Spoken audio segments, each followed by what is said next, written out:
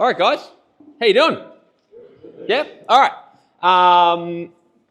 We might as well get this going. I'll probably mention a couple of things. So this is a 4-week, we've designed it as a 4-week series. So we won't get through all the profit stuff tonight, and you know what I mean? So it's kind of designed so it crosses over into all of those areas. But I'll generally spend, and I'll kind of take my cues from you guys, I'll generally spend more time in profit and sales. That's generally where most builders and trades want to spend the most time in these workshops, right? So does that make sense? So yeah, so obviously the other workshops, I think they are getting pretty full, so you probably want to book in for them if you haven't already. What else was I going to say? Oh, in the workbook. So can you guys all see the screen? Okay, is it big enough? Yeah, cool. In the workbook, couple of important spots to begin with. That bit there, just in case it gets lost somehow when you're off for a beer, name and phone number, just so I can come back to you. And this section here, at the end of each during each session, at the end of each session, there's a section where we'll kind of go through key points, insights, action items. You can use that, during the session while you're while we're working through stuff. Getting to access. The first thing I'm going to talk about is I reckon there's two ways that we can run this, right? There's the run presentation. I reckon there's the old way and the new way. And the old way is where, you remember school, where you just kind of sit in the class and you get a lecture the whole time and you feel like you're just being talked to the whole time, talked down to? Anyone enjoy that? No. All right, cool. So you're in the right place. What I want to do is basically do this a new way where I'm going to bring everything I can in the time that we've got. But the reality is, the more you guys bring to it, the more you're going to take away. Is that cool? Yep? Sweet? Done. So, on that note, the first question is, right, you guys have seen all of the promotional stuff, but what stood out to you? What's the thing that brought you here tonight? And we don't need an answer from everybody, but a few answers would be great. Learning about the business? Okay. Any particular piece that really got you excited? Specific to trades. Okay. Yep. Cool. What's your business? Sorry. My husband's a plumber. Plumber. Okay. Yep. Cool. Done. And you were going to use? Did you say sales? Yeah. Cool. All right. So specific to trade, sales. Cool. What else? This table. I haven't got an answer from over here yet. Come on, guys. What? You weren't ready for this? You weren't ready for this? What? Was there anything stand out? I mean, you can say the free beer and food if you want to. That's okay. Okay, right? Because I'll take credit for it, right? The what? Sorry. Profitability in your business. Yeah. Okay. Yeah.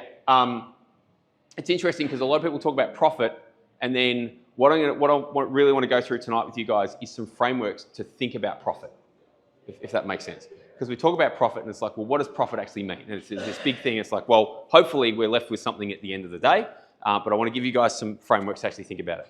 Anything else that kind of brought you guys here tonight that you saw? This table hasn't answered either yet. Just pointing that out. Food and drink. All right. All right, cool. Done. Who am I? Well, my name's Terence. I'm relatively local. I do like to surf, mountain bike, all the stuff that we've got access to on the Mornington Peninsula. And I guess one of the big reasons that I actually do this stuff is because I started in business very early, as in like at the age of 19. So I've now been in business for 27 years, 28 maybe, right? And probably for the first 10 years, I did pretty badly, right? To the point where realistically it kind of, I was married pretty early and I ended up also going through a divorce pretty early. And I reckon a lot of that had to do with the fact that I was useless at running a business and spending a lot more time in the business than I probably should have been. Anyone relate to that, by the way? Yeah? Right, cool.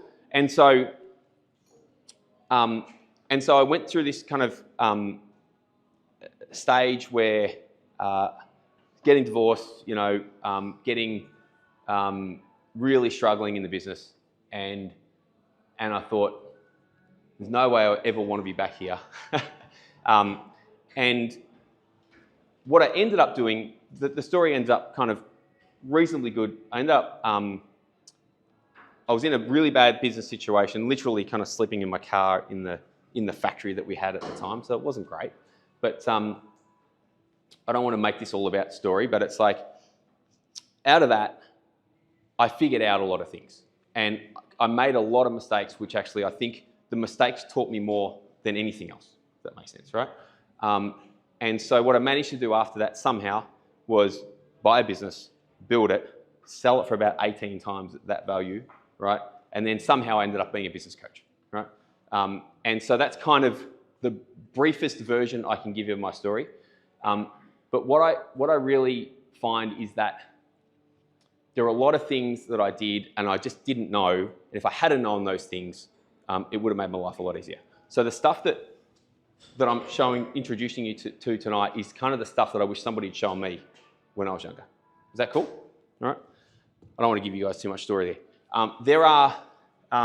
We're on the tip of the iceberg tonight, so I'll give you guys as much as I can. This stuff all goes a lot deeper, but I think hopefully seeing it is going to be helpful for you guys. So I'll go through pages. Page number 5 is where we're starting. I call this the ascension model. And what inevitably, so this is kind of the introduction, pre-profit stuff. So what I see is builders and trades effectively in 4 main categories in their business, right? You guys might be able to relate to this stuff, right? The first one is job owner. The first one is like nothing happens unless you are there, kind of thing, right? And in order to move out of this stage, what we need is to create a little bit of leverage. Who here understands the concept of leverage? Yeah, kind of. All right, so one really simple idea of leverage is you buy a house, right? You guys would all be familiar with this, and you put a deposit down. If it's $1 million home, maybe you got to put 200K down, and you're effectively leveraging your deposit to buy $1 million worth of home. Make sense, right? So you can leverage time, you can leverage money. By the way, what's a good example of leveraging time? Outsourcing. Yep. Employing people. Yep. All that kind of stuff. Perfect. So you start to put a bit of leverage into a business and you get to what I call opportunity owner, right? And this is kind of, everything's still reliant on you, but maybe you're starting to build a bit of a small team, stuff like that. I'm going to fly through this actually. What we need to create to get out of this stage, a bit of a vision and a plan. So you need like some idea of where you're going, right? By the way, it doesn't have to be perfect. It just has to be some idea of where you're going and a plan to actually get there, right? And then you get to this stage, which I call business owner. Funny enough, there's a lot of people who call themselves business owners who are probably at this stage. Is that relatable, right? And so to get out of this stage of business owner, we need what I like to call separation, or what I really love to call independence, right? So we start to create separation between ourselves and the business, independence from the business. The ultimate for me is that top level, which I would call asset owner. There's 2 ways to think about that. Actually, let me just really explain one. The first bit of feedback I generally get when I talk about being an asset owner, right, is that, hey, does that mean I have to sell my business, right? And no, it doesn't. I had a really good mentor years and years ago, and I was actually in the process of selling a business.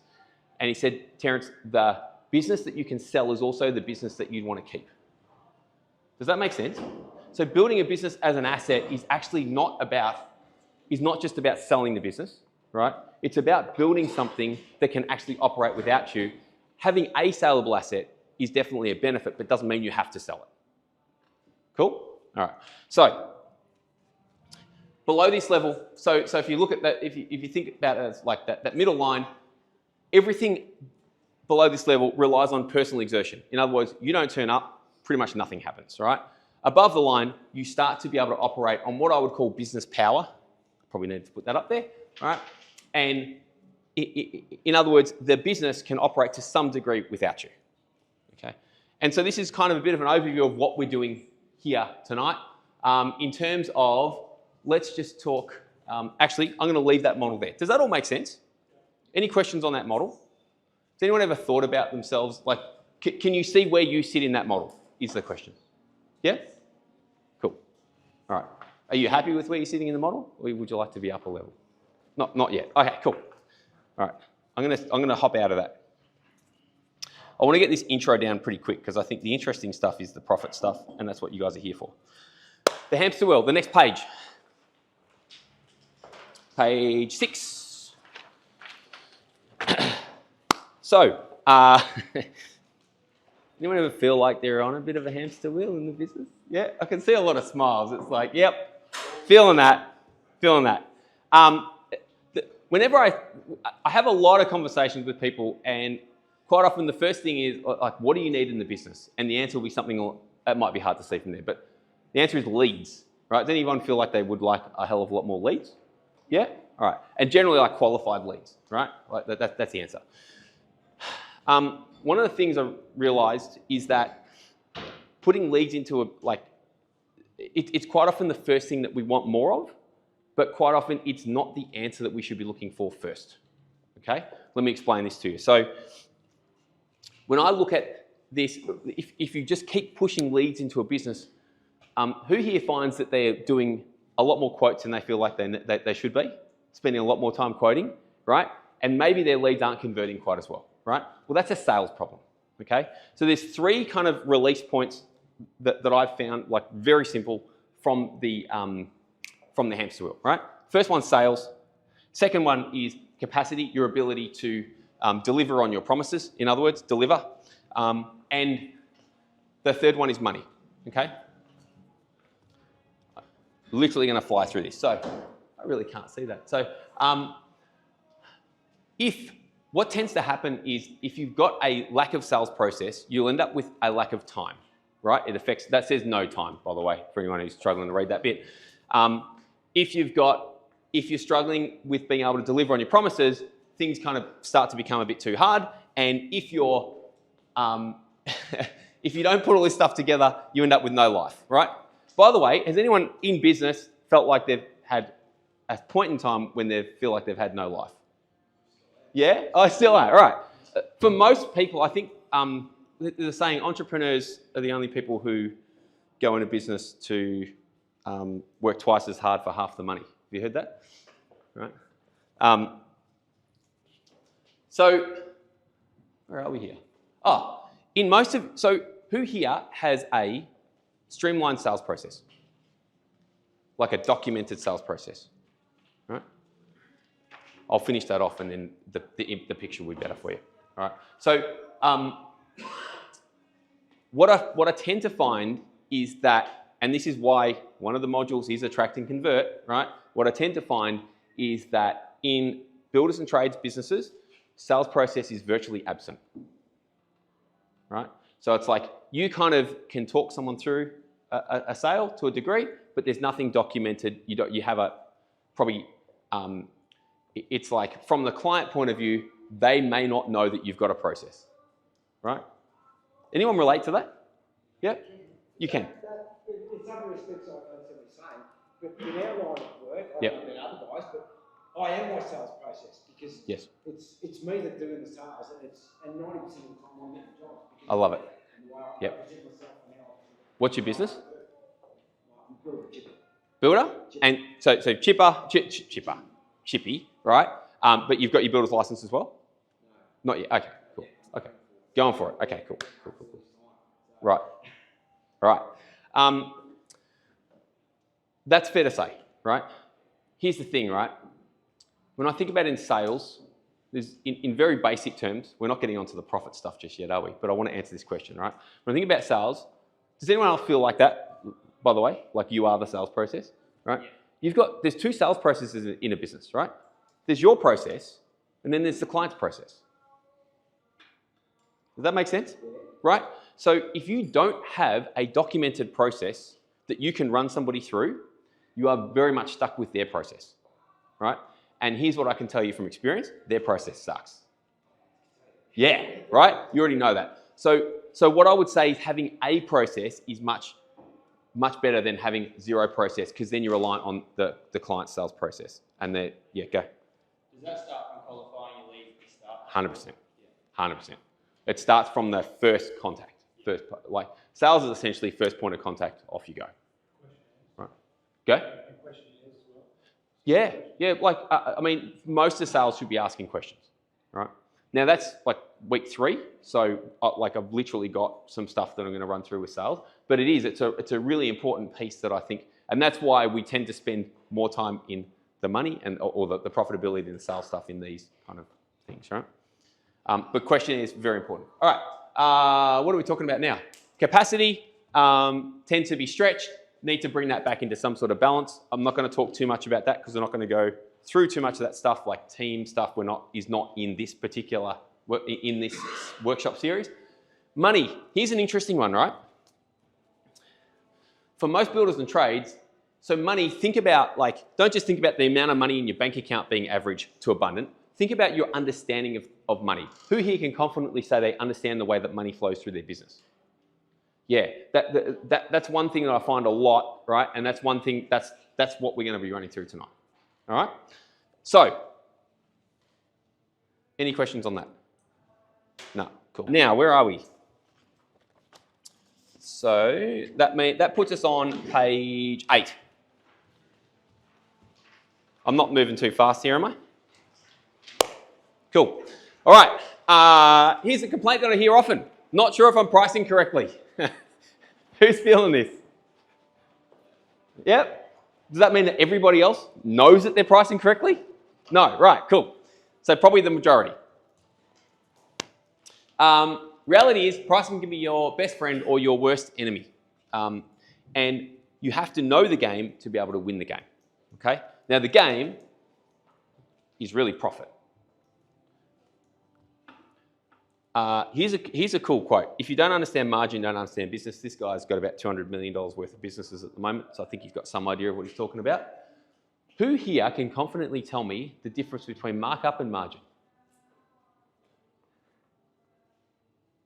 Go. Did someone else put up their hand, by the way? Yeah. Well, markup's the percentage straight on top of the margin itself. So like if you were 15% markup, it would actually be what would that be, 12.5% margin? Whereas Pretty close. 15% margin would be 17.66%. There you go. You know some numbers. You've looked at this before, right? Right. Who else understands that? What was your name, sorry? Aaron. Cool. Did you have your hand up before? Cool. That's not a bad explanation, by the way. What was your explanation? The markup percentage you put over the costs.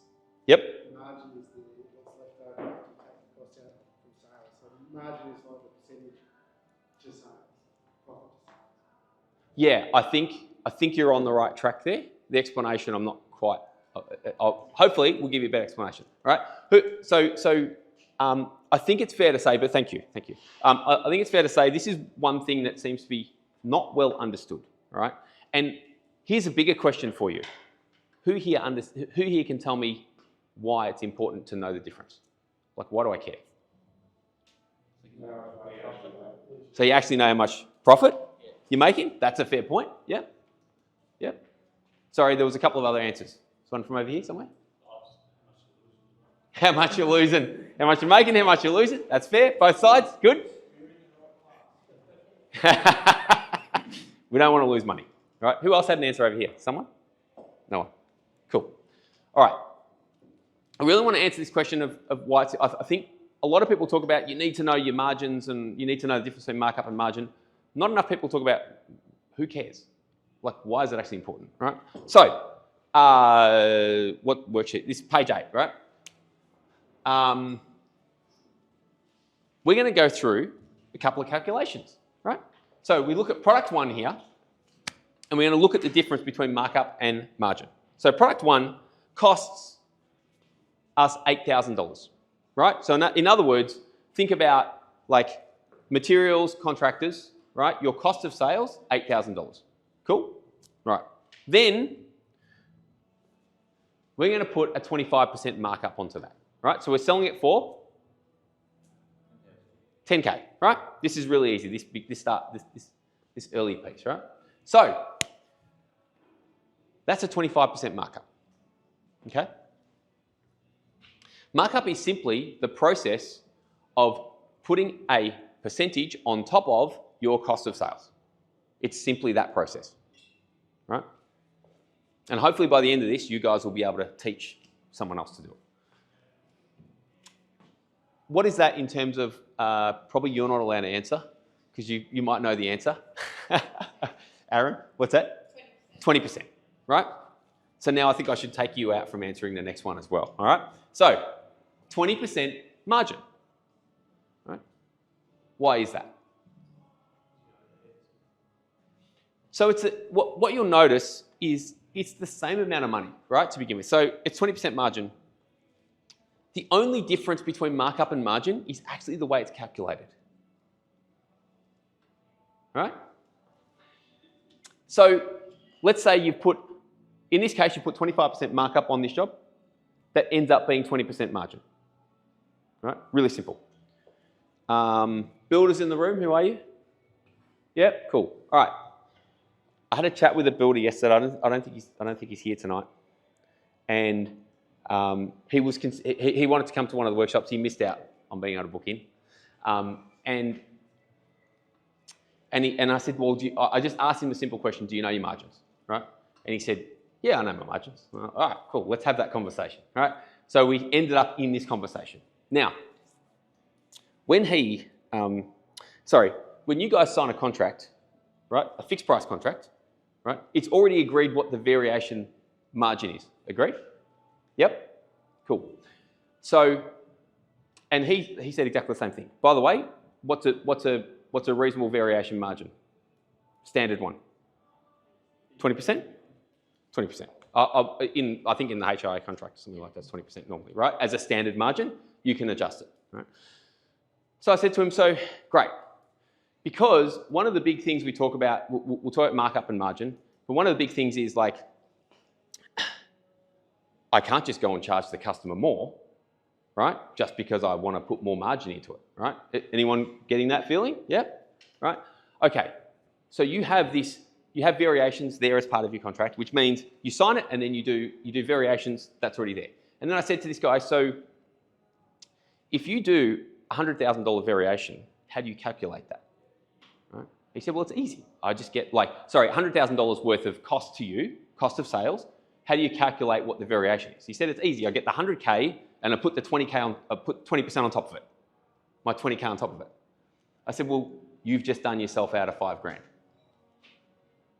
Right? So here's the impact of it. If you're calculating this wrong and you're allowed to charge, according to the contract, you're supposed to be charging a 20% margin, and you put 20% on your cost price, you're undercharging. Right?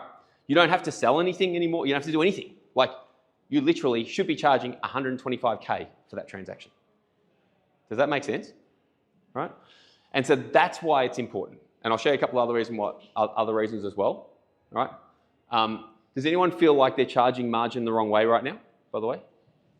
Right. Not sure. Okay. Let's run through a couple of other examples. So the really simple thing here, 25% markup is 20% margin, right? What do you notice about that transaction?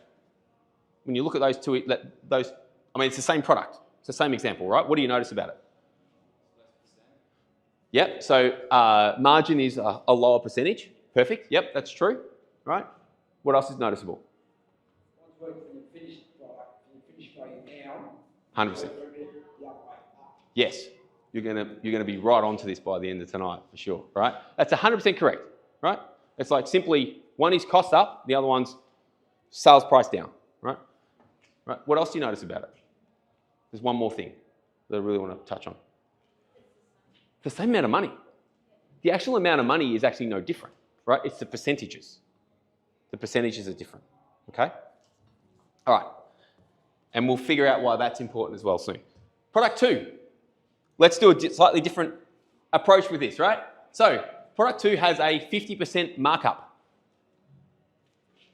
Right? So $8,000 product, 50% markup. How much are we selling it for? Someone said 12 over there. Cool. Score. All right. So again, all we're doing is we're getting our cost prices. We're getting our cost price. We're putting a markup on top of it. Really simple. What's the margin of that? What's that? 30 was actually really close. So 100, yeah, and how do you calculate that really quickly and easily, by the way? It's a third. Yeah. So sorry, let me put this here, right? Your 4K is a third of your 12K, right? By the way, who actually really loves maths in this room? No, nobody? Oh, one person. All right, cool.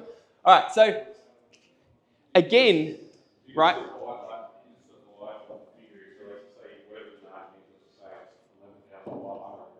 Yep. Yep. You've got 3,500, you just divide that into the overall number, and that will give you 33%. Yes. And if you want to cheat a little bit, on page, where is it? Hang on. Let me just see if I can find it really quickly for you. Yeah, on page 36, right? There's something called the margin matrix, and that will actually give you the calculation and some really simple examples, right? Simplified. So it's just like a shortcut version for you. All right. Is this all making sense so far to you guys? All right. Cool. All right. One more example, and then I'm going to show you what difference it makes. So, product 3, still $8,000 cost. We're going to do 100% markup, right? How much are we selling it for? 16. Cool. What do you do if you can mark something up by 100%? Sell as many as you can, right? What else would you do? Again, it's really simple, right? It's as simple as we're putting, we're marking up cost price. So it's 100% on top of, right? So it's like, it's literally doubling it. All right, really easy one. What's that in terms of margin? 50%, right? Really simple. All right, so is this starting to make sense, the difference between markup and margin? Yep, anyone still? I'll take questions right now, if there are any questions. As much as the difference between the two. Yep. At the end of the bottom day for me, am I still just making my profit, whatever it is, whichever scenario? Is there of the 8K, like the scenario of the last one? Yeah. Making 8K. So what's the difference when you're putting a markup Yep. and margin? Yeah, true. 100%. So, Yes. what was that?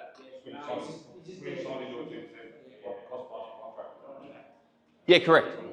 If you get it wrong, right? If it's 10% margin and you're charging 10% markup, you're doing yourself out of, right? Yeah, right. So that bit's important. Let me tell you something else that's important. Page, whatever the next page is, page 9. Let's put this in context of an entire business, right? And let's say that circle there represents your revenue of, this is kind of the builder's margin. Trading margins need to be much higher than this, just to be clear. This is a builder's margin, all right? So, and so let's just say in very basic terms, you're running builder's margin of 20%, okay? Which means your cost of sales is 80%. Make sense? We'll get to the point very soon, trust me. So, and for builders, the average OPEX is around about 10 to 15, depending on the business, but I put 15%, right? So what we've got is a really, really simple breakdown of your revenue, and it's like cost of goods, 80%, OPEX is 15%, and you've got 5% left over, which is profit, which is net profit, right? Now let's put some numbers around this. This is where it gets really interesting, right? Hang on. Numbers around this. So at $1 million, right, worth of, if that's $1 million worth of revenue, you've got 800K cost of sales, you've got 150K for OPEX, and you've got 50K for net profit. Make sense? That one's really easy. Cool. All right. So then we move to the next example. There's multiple pages for this, but you could probably do it all on the same page if you wanted to. It'll be page 10. Let's say that somehow, right, you could move this to a gross profit margin of 25%. Okay? So in other words, a 5% shift in gross profit margin. Right. What I'm trying to demonstrate here is the difference between a 5% shift. Who thinks 5% is much? A lot. A little, yeah, okay, good. All right, cool. All right, let's see what this does. So, if you can shift your gross margin by 5%, there's only two ways to shift the gross margin, by the way. The first one is to increase your price, and the second one is decrease your costs. It's literally that simple. Only two ways. So, and when I say decrease cost, that's cost of goods sold, right? So then, now what we've got is the equation just changes just slightly. It's like 75% cost of sales, 15% OPEX, and 10% profit left. That all still makes sense? Right? Cool. And then we put some dollars around it. We say we've got $1 million worth of revenue, 750K cost of sales, 150K OPEX, because if you put your pricing up or you change your cost of sales, that doesn't affect how much it costs you to run your cars and your phones and all that kind of stuff, right? Operating expenses. By the way, everyone here understand what operating expenses actually is? Yep, kind of, yep. Cool, all right, and you got 100K profit. So what's the difference between that example and the previous example? You're making more profit, fair. How much more? Double. So this is a really interesting conversation because, like, I think if I said to most people, so if you put your pricing up by 5%, you'll probably double your profit. Like, they'd just shuffle me straight out the door. Be like, what are you talking about, right?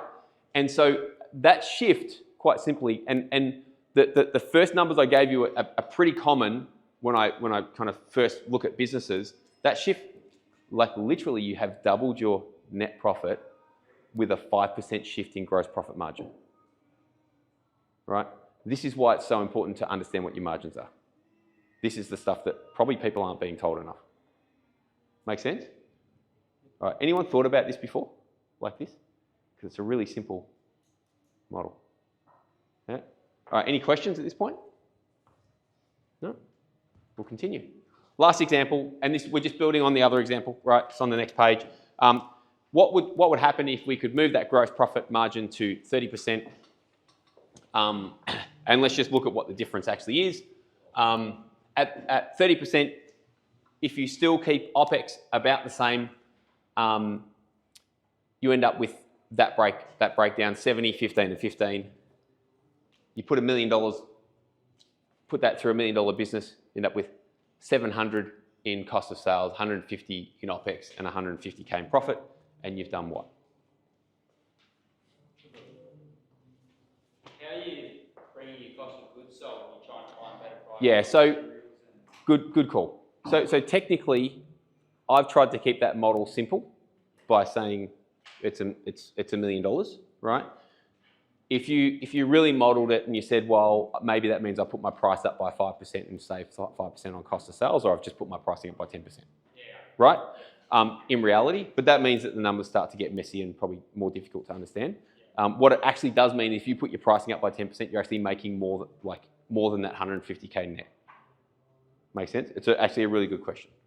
Yep. Love it. All right. Cool. Make sense? All right. So hopefully now you've got a couple of reasons why it's actually important to know what your margins are. Cool. Yep. All right. Let's move on. This next page is something called the profit formula. The model that I've got, I've changed it slightly since these workbooks were made. So it looks a little bit different. We've taken one piece out. When you look at your business, right, there are essentially a set of levers that you can pull to increase the profitability of your business, okay? So the first thing that you might want to know is what are the levers, and that's what we're going to go through now. The second thing you might want to know is what order do we pull them in, all right? So let's have a look at this. So this formula is pretty simple. It says profit is equal to, right? And you can forget that box up at the top right, top left there, sorry, is equal to acquisition. So the first yellow box is acquisition. Acquisition is leads multiplied by conversions. Right? Who here tracks the number of leads they get and the number of leads that actually convert?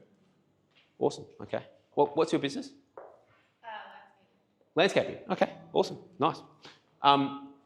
So, first piece is acquisition.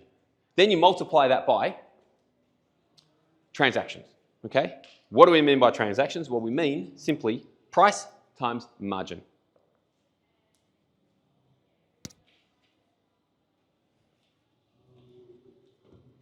And then we multiply that by what we call repetition. So if acquisition is the number of customers, number of new customers we bring in, transaction is the profit per transaction, right? It's the amount of money we make out of every transaction. And repetition is how many times they buy. Make sense? Okay. And so there's two main things, and we're not going to focus on this too much because it gets pretty complex pretty quickly, but repetition is frequency and retention. So think about this as frequency is the number of times somebody buys from you within a 12-month period, right? And retention is the number of 12-month periods people hang around for. Make sense? So if you've got a business where, like if you're doing, probably not landscaping, but maybe lawn mowing service, you might go out to someone every month. So that means you're doing maybe 10 to 12 transactions a year. So that's a frequency of 10 or 12, right? And then that person might hang around for 5 years. So that's a retention of 5 years. Make sense? Cool. If you're a builder, more than likely, for the most part, it's going to be frequency of 1. And that's it. The retention kind of, you don't worry about. All right. And then you minus your expenses. Your expenses are OPEX, and I put it OPEX as a percentage, and then your owner income, because obviously you need to get paid to run the business. That'll make sense so far? All right. And then minus tax. Who loves paying tax? No one? No one. Oh, well, yeah. Love. Okay, cool. Minus tax gives you what I'll call net profit after tax. Really simple. So that is the profit formula. I'll get out of the photo for you. And so when you look at that, what's one thing that you notice?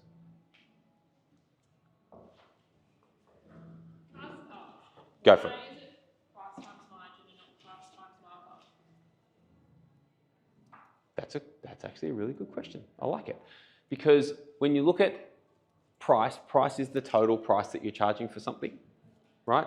And if you did it multiplied by the markup, it would actually give you the incorrect number. So it's not cost plus markup, it's price plus. No, so it's price multiplied by margin. Yeah, that's right. Yeah. So if you're charging, so in this case, you're charging $100,000 for it, like you're literally charging the client $100,000 for it. So forget the tax on that or whatever. And then it's like multiplied by margin. So if you're making a 20% margin on that, then that's going to be, 20K, right? If you're making a 50% margin, it'll be 50K, et cetera, et cetera. Yeah, cool. Great question. Yeah. All right. What else do you guys notice up there? I'm assuming you haven't seen a model like that before. You know what's really interesting? Like business is a game of, like it's maths, right? And so this stuff here is extremely important if you actually want to make money, right? One of the biggest complaints I hear is like, my accountant told me I'm making money, but I don't know where it is, right? It's not in my account. Has anyone got that yet, right? I hear that all the time. And in a lot of cases, going through this type of a process will help you to explain a lot of that. Cool? All right, anything else that you guys see in there? One of the links is broken. It actually costs. It does. Like, Yeah. you've got really bad transactions.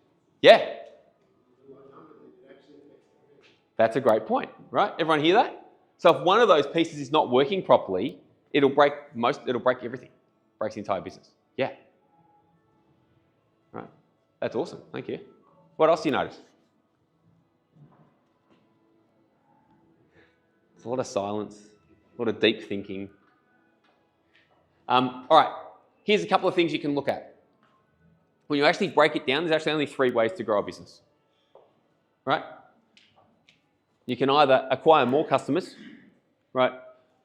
You can increase the profit per transaction, right? The size of your transactions, or you can increase the number of times they buy. That's literally it. right? And then you can say, well, but I can make more money by reducing my expenses, which is true, but that will not grow your business. That just means it will increase your profit, yes, but it won't grow the business, right? So there's a really smart guy by the name of Jay Abraham who came up with that like, I don't know, probably 50, 60 years ago, and no one's ever been able to say, well, Jay, you're actually wrong. So that's built into that formula. There's literally only 3 ways to do it. Right? So when you break down all of the potential things that you can do, they're all going to fit in, they're going to fit into one of those 3 buckets. Right? Any other questions? Go. You can see that the implication of the 3 of them give you the input. Income. Yeah. Yep. So income less expenses. Yeah, it's income less expenses. 100%. Yeah, 100%. Yeah, like in a very simple, yeah, like if you simplify it right down, your income's all this side and your expenses are there. Yep, cool. Yeah, it is. It is. Right. Not that I ever want to be an accountant, but I guess it's kind of has to be built in, right? Cool. All right. Here's an exercise that I really, that I think is going to be really helpful for you guys. I have a spreadsheet. I'm going to share up on the screen. Would you like to see this in action? Right? Actually, because this is very high level and it's like, all right, I think I get it, right? But then let's look at what happens when you actually start to move things around. That's when it becomes really interesting. Cool? So here's what we're going to do. We're going to build a business together, right? And in fact, we can run this exercise and we build a couple of them together, right? And so what we do is we get to get some imaginary numbers together and throw them in there and see what happens, right? And what's really interesting is you put the numbers in there and you start to shift the numbers around. All right, so let's start with a business. What type of business do we want to start with? We want to start with a building business or a tradie business? What do we want to start with? Building business? All right. So builders tend to get less leads, fair to say, right? So let's start with like, no? You reckon you get plenty? Plenty of leads? Give me a number for leads. Let's go like 10 a month type thing. More? 10 a month? All right. So this is over 12 months. So we're going to say 120 leads, right? Then we're going to say, well, how many leads, like what percentage of your leads do you think convert into actual jobs? Right? So for a builder, what do you reckon is a good number? 5%. Let's go 5%. Right. It leaves us plenty of room for improvement, right?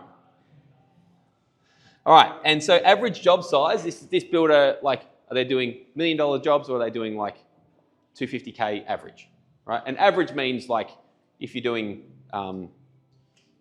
it's like if you're doing $1 million job and a 100K job, then that's average of 550, right? So it's like you're averaging it out. So where do we start? 250? More? 250? All right, builder's margin. Hit me. 20%? 15? 25, 30,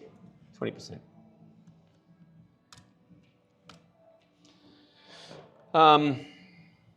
Frequency, we're just going to go 1. We're going to assume that everyone gets 1 job done. Okay. And now you can see we're starting to build a business here, right?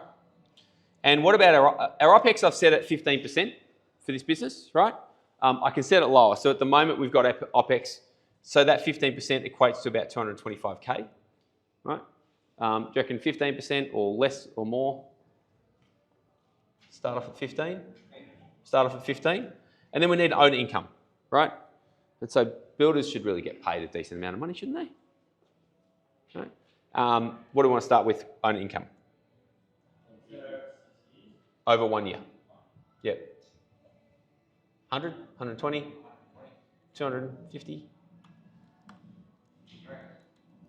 Cool.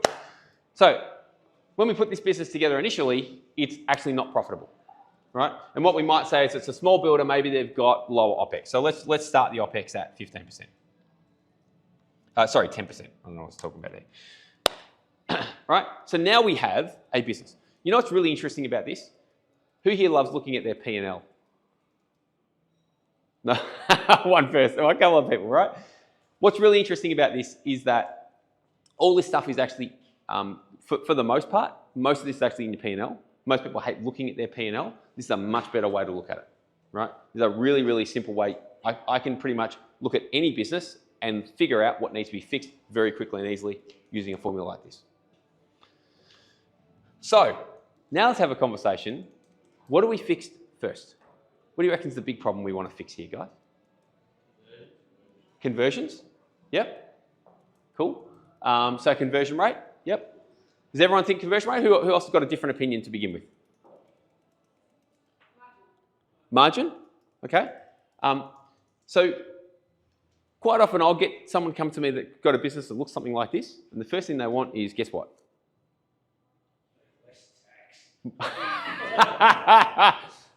More leads. The first question is like, how do I get more leads, right? So let's see what happens when we play with the conversion rate.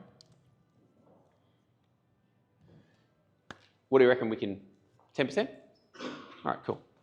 So essentially we've got 120 leads. At the moment, so we're doing 1.5 mil in this business. If we tweak our conversion rate, so if we can convert 10%, right? Boom. So that's not a bad thing to do, look at conversions, right? What else? What would you do? What do we do next? Increase the price, right? So we can increase maybe the average sale value of something, or just straight out increase the price of that particular, like just average sale, okay? And so not necessarily increase the margin. So we're saying just go for bigger jobs, same kind of margin. Okay, cool. All right, let's go. Cool. All right, so increase the price to, give me a number and I'll throw it in. 350. You guys ever done an exercise like this for your business? Right? I'd be happy to kind of run through it with a volunteer business, but it's a very interesting exercise because you start to realize what happens every shift you make, right? It's simply a mathematical outcome, right? The reason I built quite a few spreadsheets now these days, but the reason I built these initially, like I started building stuff out, I had a conversation, I'll never forget, there was a conversation I had with a client who was a plumber, and we're going through all of his numbers, and he's like, yeah, just, you know, and actually he was undercharging. He was literally underpriced. I said, Ads, you need to look at putting your pricing up, right? And we were looking at putting his charge out rate up by about $15 an hour. I was hoping he was going to be comfortable with that. And he just didn't want to. And I said, what are you worried about? He said, well, I think if I put my pricing up, I'm going to lose work. Who's ever felt that way? Right? Yeah. Right. And so I said, all right, great. So let's run these calculations. Okay. So we ran the calculations. And so what we figured out, and actually, so I asked him, Ads, what do you think, like, how much work are you going to lose? How much work do you think you'll lose? He said, I think if I put my price up by that much, I'll lose about 25% of my clients. Like, great. Okay. Let's run the calculation. So guess what the outcome was? Right? So we ran the calculations, and he's like, all right, so if I put my price up by that and I do 25% less work, I'm still making more money. And he said, Terence, that's magic. I said, Ads, no, it's not. It's maths. It's actually really simple, right? And I think this is a really, really simple exercise you can go through to go, what's it actually going to look like? Make sense? All right. So we go 350. All of a sudden, you're doing 4.2 mil as a builder, right? 300K profit, right? What would we tweak next? What's that? Frequency. As a builder, you might struggle to get to do more though, right? More than that one job. Give it a go, right? So what happens if, okay, let's talk frequency.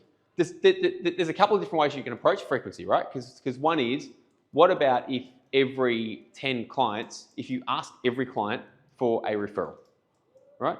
Who here gets a lot of word of mouth business, right? All right, who here is asking every single client for a referral? I would highly recommend that you build that into your process as much as possible, right? So then it's like, let's say that you ask 10 times and you get one person say, yeah, I know, I've got some friends just down the road, they want some work done, right? So one way to increase your perceived frequency might be ask 10 times, get one person, which means you're going to increase your frequency to 1.1. So it's actually a cool. Yeah? What's that? Kind of falls under leads, but it works. The maths works the same under frequency. All right? So, because it generates more leads technically. Yep. And so what that does is it puts you up to kind of a $4.6 million business, right? What else would we shift here?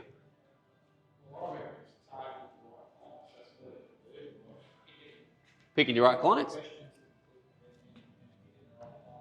All right, cool. Cool. Yep, 100%. And if you pick the right clients, do you reckon they'll convert better and maybe they won't be so price sensitive? Cool, all right, done. So, does that mean there's a chance that we could, well, I'm just going to put that back to 1. Does that mean there's a chance we could increase our margin slightly? Yeah, all right, give me a number.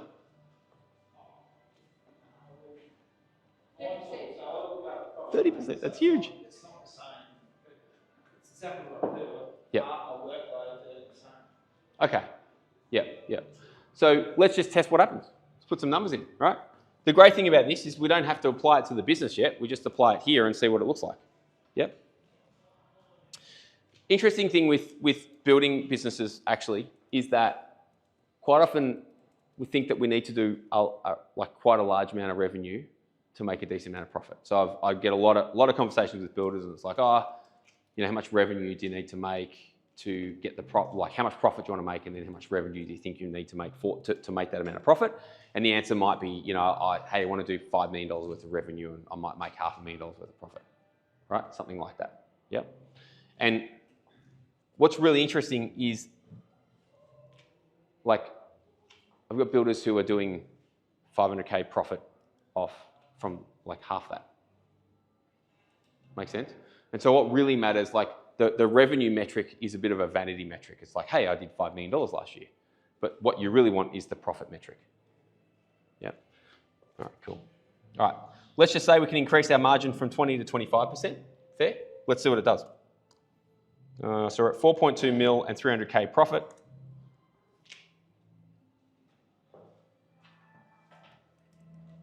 Anyone see that coming? A lot more profit. It's a massive difference, right? And even if you can, so the reality is, even if you can shift your margins by 1 or 2%, like let's just see what happens if we do it by 1 or 2%, right? Let's say 2%, 22%, right? From 300K profit, all of a sudden you're up to 384, right? That's a 2% shift. And then the 5% shift, you are not quite double, right? Right. So, let me let you guys in on probably a little, I don't think it's a secret at all actually, the way that I think about this. The first numbers that you want to make, you want to make sure that your business model is solid first, right? So generally the first thing we want to make sure is our pricing, mainly our margins are good, right? So the first thing that I would normally look at is, unless we don't have like anywhere near enough leads and conversions, I'll generally look at margins as the first thing, right? And once you fix margins, then you can go back and look at conversions, right? Let me just put that in context. So let's go back and get rid of some of these changes that we made. 5% conversion rate, and we can go, what did I say, 25% margin, right? That gets us to a $2.1 million business with 195K profit, right? And then when you stack the conversions on top of that, we go back to 10, right? Then you've got a healthy margin. Now, actually, there's one other thing that I want to explain to you guys. Let's just go back here. Your profit is simply the difference. See that percentage there, your margin percentage, right? Your profit simply ends up being the difference between your margin and your OPEX. So your profit simply sits in there. That's why your net profit is so sensitive to a change in gross margin. Does that make sense? So it's literally, this business here is, that would be sitting at a 15% net margin right now, because you've got 25 minus 10. Make sense? So your profit is literally the difference between those two numbers. It's that simple.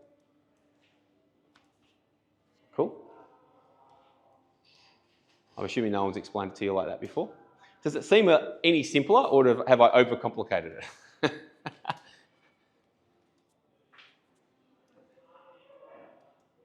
Any conversations welcome right now?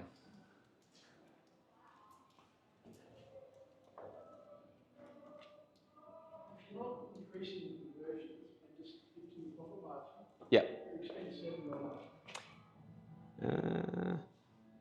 If you're not increasing conversions and you're lifting your profit margin, So if you're just lifting your profit margin, yeah, because you're not doing more jobs, the expenses stay and you're making more profit.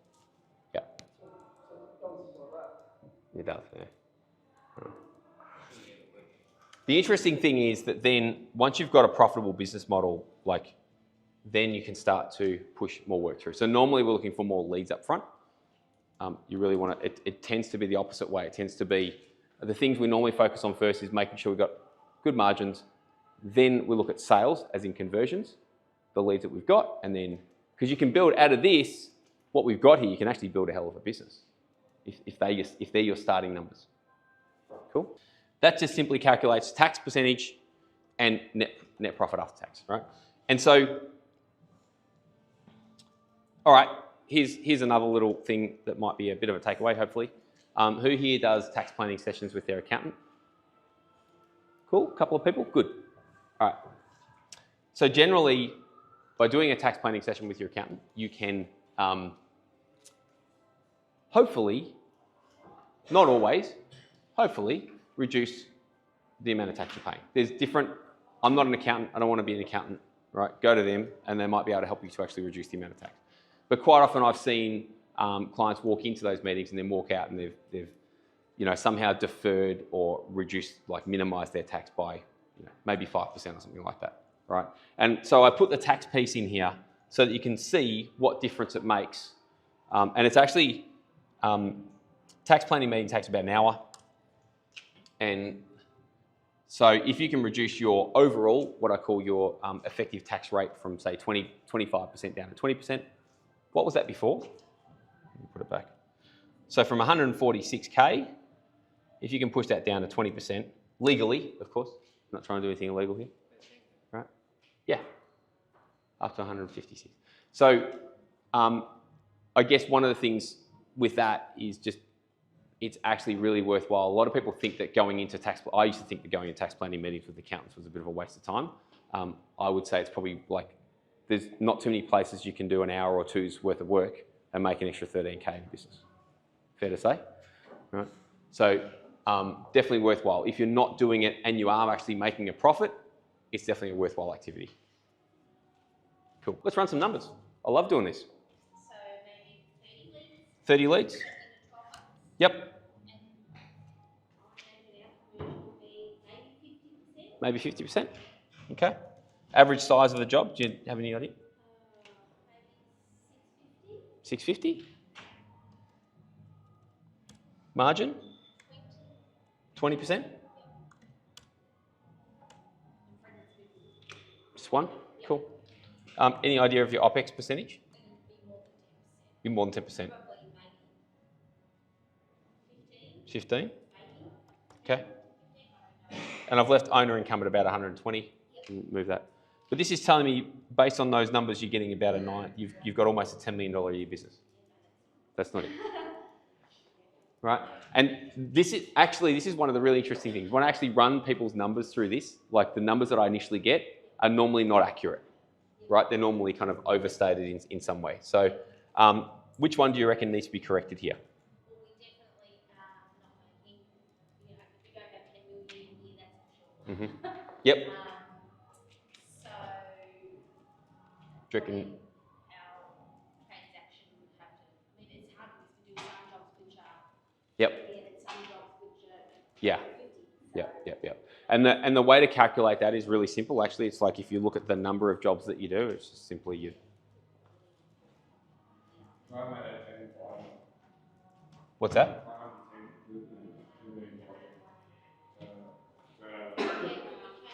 Oh, no, yeah. So I can just change the transaction size. Yeah. Do you want me to do that?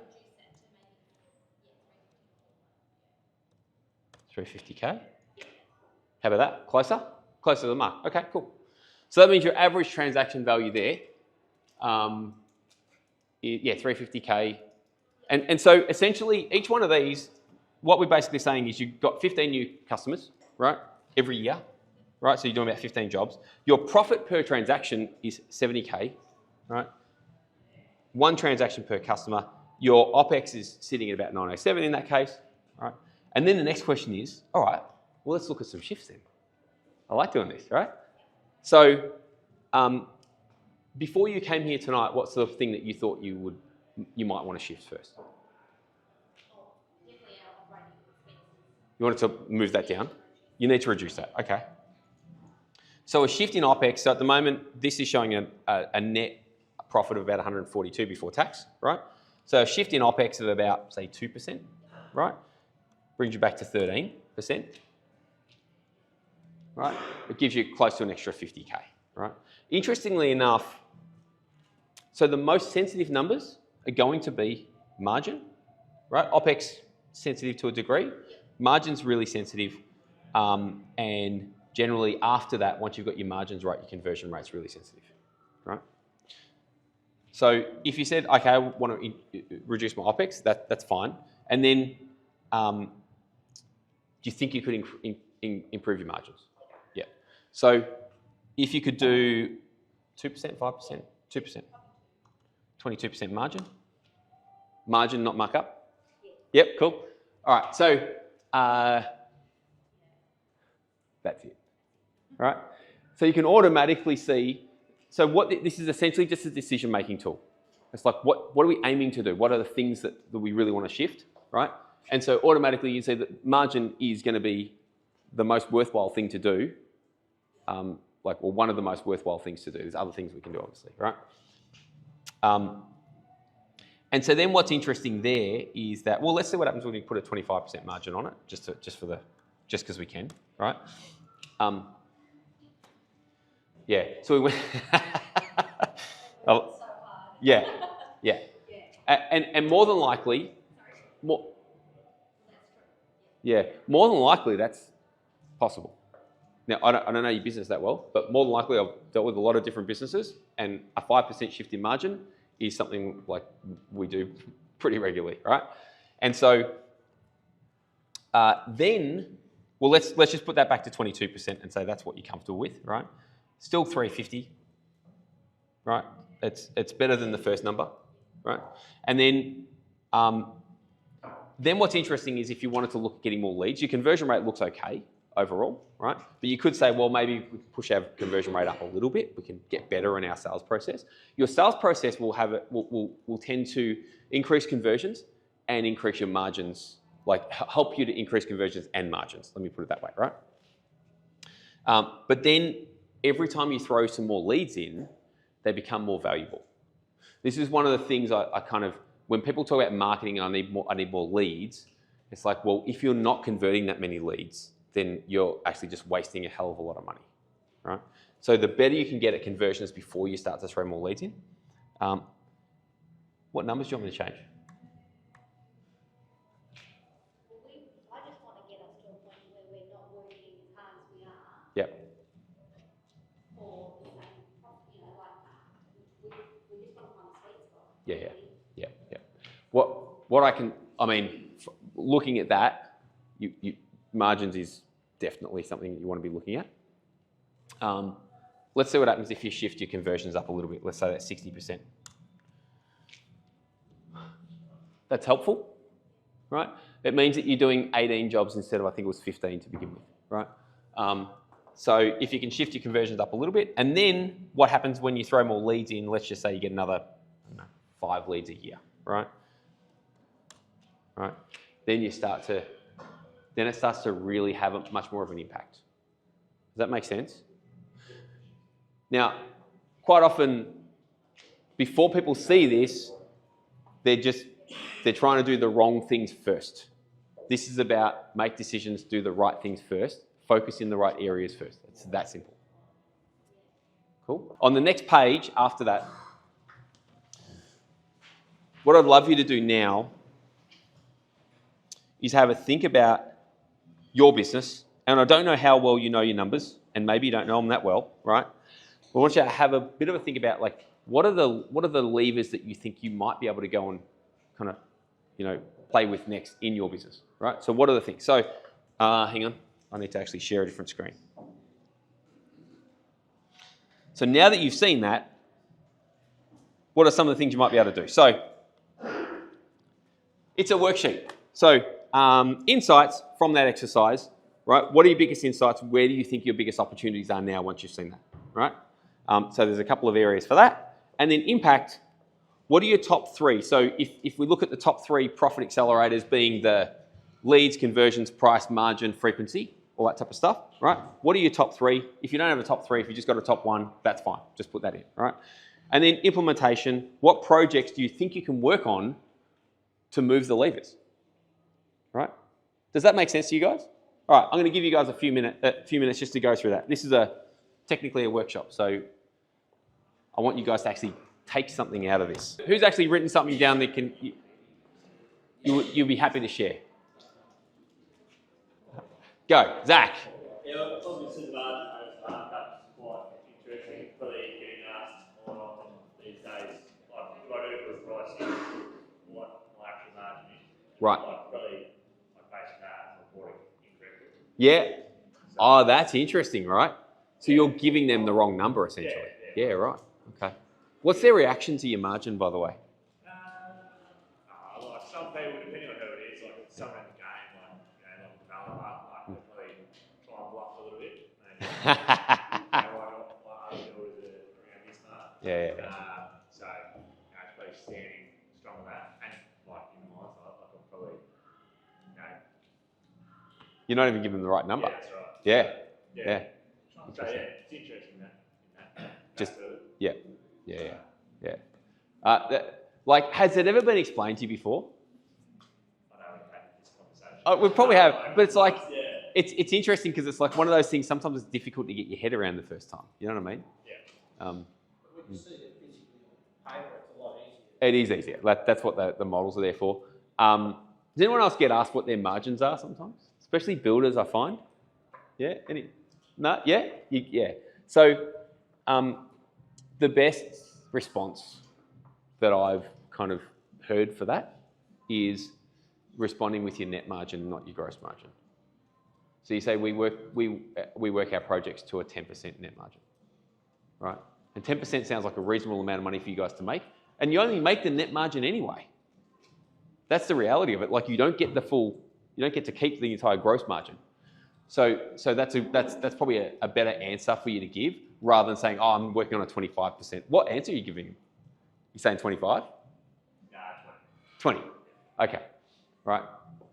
So rather than giving you a gross margin, you can give them your net. Cool. All right. Thanks, Zach. What else we got? Who else got an insight? And willing to share. It's not that scary, by the way. It's just like. Mine's in reverse to Okay. what I do. So it's, my business is same as Dane's. We're sold small. We're knocking back a lot of work. Yeah, right. Because we can't take it on. Yeah. Commitments and stuff like that. So it's a pretty simple formula for us. Yeah. But when pulling the trigger, getting extra stuff, but there's no point when Even before, I was just thinking before this, when you up your lead conversion rate, Yeah. and your leads, and you up all that stuff. In order to do that, Mm. you're going to fall behind on completing those jobs without extra expensive fee, staff, overheads, extra machinery, whatever it is. Yeah. That all comes out that back end of conversion rates up, and you need to be able to quickly convert them as well. So It does. Yeah. So that expense that comes in then on that chart, sort of before, the other end's going to not outweigh, but that's obviously the other end of your overheads as well. So, Yeah. Makes sense. the first couple of years are always going to, when you're acquiring this expensive equipment, Yeah. you're always going to have low profit margin, but you really, you might have an extra 200 grand in assets. So, and that's why I've looked at it, as I've built along. So are you kind of saying you're focusing on making sure you've got a good margin and then you're less worried about getting every single job that comes to you? That's what you're doing. Yeah. Yeah. Just gives you more work to do. Client, you know, they've got Portsy Cliff Top Holiday House, or they've got the Yeah, right. the rental in Rosebud, they're doing it tough, and they're Yeah, not cool. going to be willing to pay the same as what they are. Yeah. So Yeah. they sneeze at that, and Mm. they fall over at Mm. the same price. So. Yeah. All right. Makes sense. Makes sense. All right. Very good. Thank you. All right. Any other kind of? All right. I think what I'm going to do, I've got Chris here, and I one of the things I find is really helpful is just to go through some stuff like with somebody who's done some of these things, if that makes sense. So, Chris, you want to? And I can give you guys an opportunity to ask. Oh yeah, go for it. Ask questions to someone who's actually made some changes to pricing, margins, all that type of stuff, right? So this is Chris, Sparks Power and Data, and I guess you want to do do a brief intro, and then let's see if we can get some kind of questions. So yeah, typical tradie, run my own business for quite some time, had staff, had apprentices, thought everything was going well for quite a while. Never looked at numbers, only ever looked at the bank balance. It was going up and stayed up. I was pretty happy. Yep. And just chipped away, and then COVID hit, and that's probably, and we hired a new person at the same time. And I thought COVID after was the reason why everything was sort of going not great, and I didn't really know. Stick this on, Chris. Sorry. Yeah. Didn't really look at the numbers. I sort of just kept thinking, oh, more jobs, work harder, all the usual things. And then met Terence through like a networking. Yeah, through networking, and did the foundations course, and then sort of got interested. Was on the fence, wasn't convinced. 100%. And then just sort of kept plugging along, and then we did it again. Then we went to like a workshop, and then I sort of thought, right, I'm willing to give it a go, like try, figure out what's going wrong. Mm. And then we sort of, we went through basically a lot of this, and I just was like, oh wow, I could see I'm not where I need to be. Yeah. But the biggest insight for me was when we ran an employee cost calculator. And I nearly felt sick. We were making like $1, I think, on our employees. And I was just going, holy moly. And I thought our hourly rate was high. Very, very reluctant to put my prices up. Same thing, I have a lot of repeat work, so I don't want to burn any bridges. And then we said, all right, let's pull a lever. Yeah. And I think, what was first? Margin. I think we increased increased the hourly rate, so it was increasing the margin. Yeah. And we got no pushback. So we went, oh, okay. So we thought, oh, well, let's see how we go. And then we tried it again. And then we had something like 5 or 6 increases in a year. In a fairly short In a very short time. So the biggest insight for me was just seeing, obviously we weren't making a profit, and I didn't know where to look. And all of a sudden, that one shift changed everything. And then from there, we've pulled different levers and different things to sort of, Now we've had a massive turnaround. So we've had the biggest year ever last year, not as busy either, so which is really, strange. So not working harder, working smarter, and seems to be going well. Let's talk about it. So I know, like, coming in, cash flow was a bit of a challenge, right? Yep. Profitability was actually, can I say, negative? Yes. Yeah. And so there were a few things to deal with, and I think one of the things that I think is helpful having Chris here, like Chris literally said, like we had a conversation around pricing, and what was pretty obvious. By the way, does anyone here know actually how much it costs you to employ somebody? Who here employs people?